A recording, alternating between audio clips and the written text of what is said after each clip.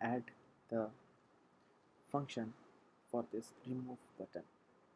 So again we need to run this,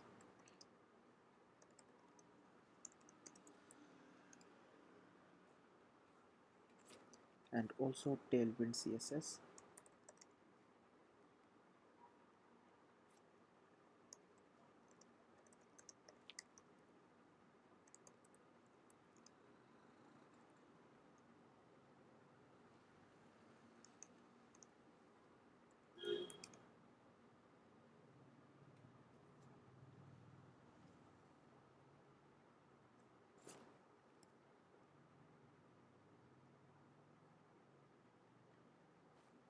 Yeah, so now we are able to add some to do.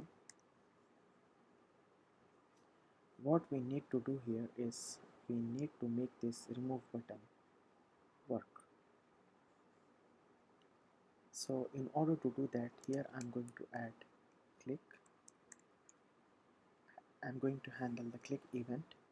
So whenever the user is going to click it, we are going to remove an item at that particular index. Now how we are going to get the index of that particular item, which is from this v4 here. Okay, so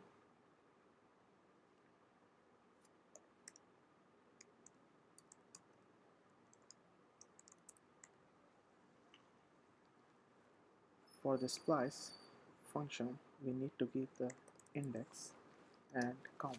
So yes, I'm going to give the count as 1, and index is the index of the to-do that we need to remove. Let's see whether it is working. Yes, we can remove the to-dos here.